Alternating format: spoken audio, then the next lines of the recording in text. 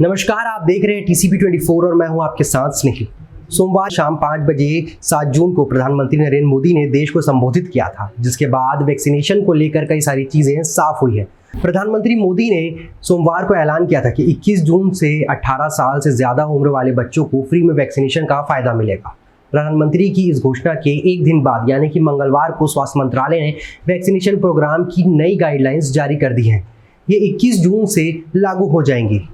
मगर सबसे पहले आपको ये नई पॉलिसी के बारे में बता दें और क्या है 3 महत्वपूर्ण बिंदु, इसके बारे में जानकारी देते हैं। पहला, केंद्र सरकार 75% वैक्सीन खरीदेगी। दूसरा, राज्य सरकारों को वैक्सीन खरीदने की जरूरत नहीं होगी। तीसरा, पहले की तरह 25% वैक्सीन सीधे मैन्युफैक्चरर से खरीदी जा सकेंगी। अब नई गाइडलाइन आ गई है तो वैक्सीन की कमी को लेकर राज्यों ने जो हवाला दिया था उस पर भी अब कहीं ना कहीं लगाम लगती दिखाई दे रही है। नई गाइडलाइंस के मुताबिक केंद्र सरकार वैक्सीन निर्माता कंपनियों से 75% वैक्सीन खरीदकर राज्यों को मुफ्त में देगी। यानी कि अब साफ हो गया है, केंद्र सरकार सीधे तौर पर मुफ्त में वैक्सीन देगी राज्यों को।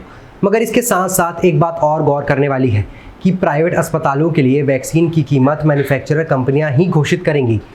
अब ऐसे में जो लोग प्राइवेट अस्पतालों में वैक्सीन लगवाना चाहते हैं उनके लिए वैक्सीनेशन की कीमत क्या होगी ये मैन्युफैक्चरर बताएंगे। मगर इन सब के बीच में मुद्दे की बात क्या है वो जान लीजिए। केंद्र की तरफ से राज्यों को वैक्सीन के कितने डोज मिलेंगे, इनमें राज्यों को प्राथमिकता तय करनी होगी।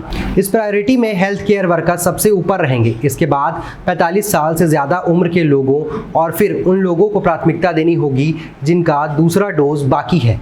इसके बाद 18 साल से ज़्यादा उम्र के लोगों का नंबर आएगा। इनमें वैक्सीनेशन के लिए राज्य सरकार अपने हिसाब से प्रायोरिटी तय कर सकेगी।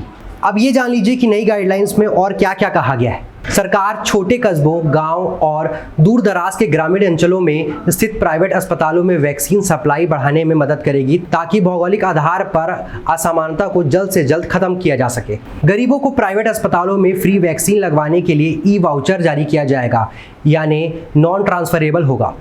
यानी वाउचर का इस्तेमाल सिर्फ वही व्यक्ति कर सकेगा जिसके नाम पर इसे इशू किया जाएगा। राज्य सरकारें ऐसे छोटे अस्पतालों की वैक्सीन डिमांड का खाका तय करेंगी, जिससे केंद्र सरकार ऐसे अस्पतालों को वैक्सीन सप्लाई करने में मदद कर सके।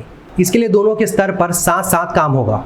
मगर आखिर में वो बात जो शायद तक लोगों को चुभ गई है, सरकार ने कहा है कि सभी लोगों को वैक्सीन मिलेगी, इससे किसी को भी कोई नुकसान नहीं है।